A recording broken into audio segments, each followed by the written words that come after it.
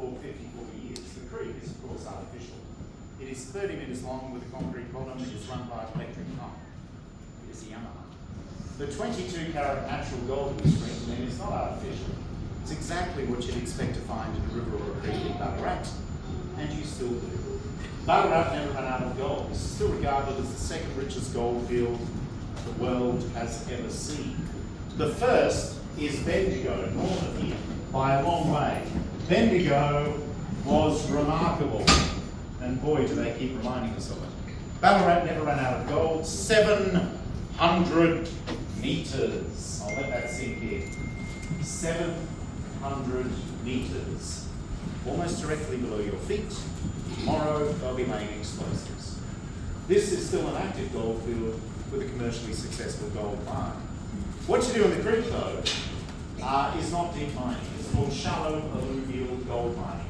Shallow means not deep. Alluvial means, if you like, waterborne. It means the gold has been eroded, worn out of the ground over millions of years by wind and rain, general weather, volcanic action, earthquake, lightning strike, alien invasion.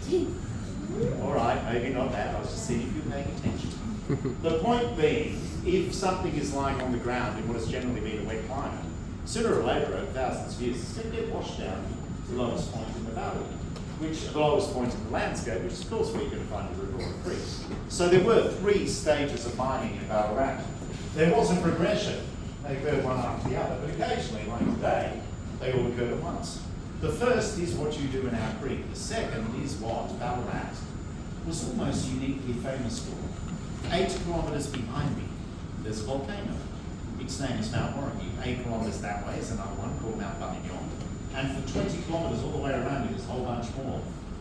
Millions of years ago, and for a period of millions of years, up to 200,000 years ago, they would regularly get very upset. Lava flowed across this valley, molten rock. What that did, of course, was to bury all the existing creeks and rivers, with, of course, all their hundreds of thousands of years worth of alluvial gold nuggets trapped within. The other difference being there was nobody around looking for them back then. We hadn't come down from the trees. 60,000 years ago, though, there were people. They were, and they are, called the Wathaurong. And the Wathaurong First Nations clan, on whose land we still stand, respect the world's past, present, and emerging. The Wathaurong were essentially a very practical people. Gold is incredibly pretty. It's also incredibly heavy to carry around, especially if there's nothing you can do with it. It won't hold an edge, they left it lying where it was. During about 1855, some of the miners who'd come out to look for gold figured it out. They walked along to the edge of the old lava flows, like a black cliff, right where my house is. And they dug down 30 metres. They found the first of those ancient riverbeds. They were, without doubt, the richest gold mines this planet has ever seen. You kids done the Red Hill mine tour yet? Okay, you know what I'm talking about. Anybody else done the Red Hill mine tour? Right. Anybody hasn't, you might be able to squeeze a trip. It's the free mine tour in the diggings. They called them jewellery shops, these mines. They were incredibly rich, the richest gold mines ever found, but they were also incredibly dangerous. They were trying to hold up a pile of wet pebbles and mud. Consequently, one miner drowns almost every fortnight. The gold, I won't be long, I promise, and we get to see gold. The gold I have in here, though, is from the third stage. It hasn't been eroded from anywhere. It's where it was put. Where it was put is called the source, and the source is this: quartz, silicon, sand on the beach, the main ingredient for glass. And it's in this, sometimes a kilometre underground in Ballarat, that you find the original frozen roots of gold. So gold forms under incredibly high pressure, in solution, as almost a crystalline quartz. And then over millions of years, through tectonics, earthquake, through volcanism, eruption, it may find its way to the surface, and that whole alluvial cycle starts. Wherever you get your gold from, whether you get it working with one friend in a shallow alluvial mine like our creek, 20 friends in a deep lead mine like our free Red Hill mine tour, or as part of a shift of 100 workers a kilometre below the ground in our main quartz mine, wherever you get your gold from. Unless you want to leave it as a natural gold nugget, then you need me. I'm the head of the food chain. I'm an industrial blacksmith. So it's my job to purify gold. Gold rarely, if ever, occurs in nature in in a pure form. It's got bits in it. And of course, to make sure that we know the word of it, we have to purify it. It's like, hands up who likes vanilla ice cream. Okay, hands up who likes vanilla ice cream with chocolate chips in it. Hands up who likes vanilla ice cream with rocks in it. So if I've got a litre of vanilla ice cream, it's the best vanilla ice cream in the world, I'll sell it to you for $1, you would buy it. But if I said, I've got $1 worth of vanilla ice cream, it's the best vanilla ice cream in the world, may contain rocks, that's a harder sell. Which is why we have to purify gold. So, the way we do that, well, first of all, the impurities. Sometimes silver, sometimes antimony, most of the time this stuff, silicon, sand on the beach. Or it's going to be something I've added to the gold in order to trap it. A mineral called quicksilver, which you know better as mercury. Mercury has a great property. It will very quickly bind with many other metals, including gold. So if I take a copper plate, coat it with mercury, it sticks. Even if I put that in the way of the slurry of crushed quartz and water that's coming out of the Hamster battery next door, what sticks to the mercury is the gold. What I've made is called an amalgam trap. At the end of the day, I scrape all that up, pop it in this thing called a retort, which is a pot with a pipe on top. At a low heat, I can get the mercury to vaporize, change state. Runs down this pipe, hits back with cold water, condenses back into a liquid. That's really good, because that means I can use it again. It's very expensive. What's really gooder, which is not a real word, I don't breathe in the vapors, which over time most definitely will kill me. What I'm left with looks vaguely like gold, but the final process, which you're about to see, that probably hasn't changed that much for thousands of years before the time of Cleopatra of Egypt. And that process is called smelting. And as the name implies, the vast majority of that is simply melting. Gold melts at 1,063 degrees Celsius. I brought this furnace to 1200, so that's going to give me about 15 seconds to pour the gold. So if you've got a camera, now's the time to get ready. I won't be waiting for you to focus. And do stay where you are. Do not come any closer, do not stand up. If I did happen to drop the crucible between there and there, I would expect to lose a few toes. Worst case scenario, an entire limb.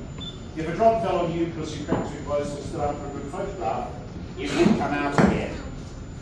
The other side.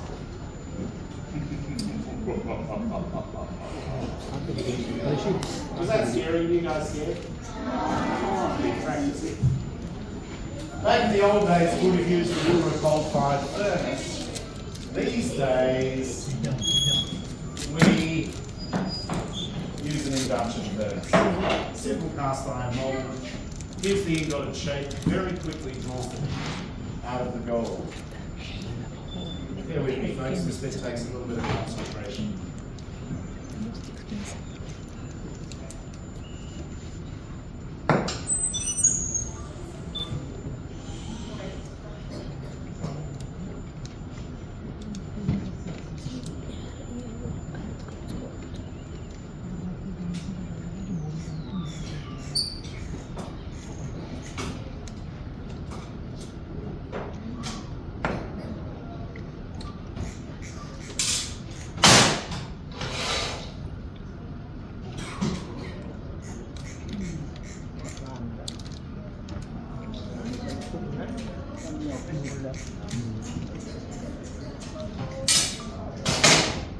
So the glowing thing is called a crucible. Here's one. It's made of graphite, which is of course carbon. And what you find in grade red pencil at school. Clay and a small amount of silicon. That can bear 2,000 degrees. The trade-off is it's about as strong as a biscuit. The final smelt, or purification, which you just witnessed, really is a simple process.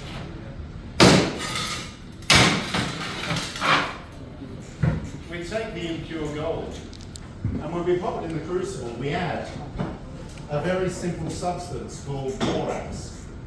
Gold is incredibly easy to purify for two reasons. It's incredibly heavy, it's incredibly dense. So as it melts, of course it sinks. As it sinks, anything that isn't as dense or heavy as gold, which is apparently the vast percentage of the rest of the known universe, simply floats to the surface. More or less the same way the cream floats on top of milk. Now the borax, that's very fine. As that rises up, it absorbs all the rest of the impurities. That floats above the gold. Then, just like when you accidentally boil milk in a saucepan, no matter what you do, you're guaranteed to get that horrible skin on top. You know what I'm talking about? Like the worst made hot chocolate or latte in the galaxy. If you're very careful when you boil milk, you can get the truly disgusting skin that sticks to the side of the saucepan. In this case, anything that isn't gold sticks to the side of the crucible, doesn't end up in the gold bar, which is, unfortunately, a bit warm.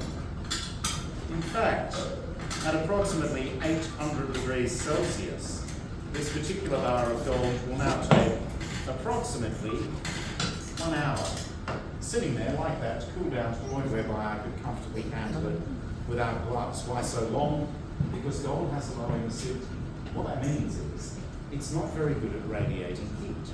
It's really good at conducting heat, passing it on to something else, but it needs something substantial to pass on to, like a large body of water. And hopefully, by the time I pop the crucible back into the furnace, actually I'll pop it up here,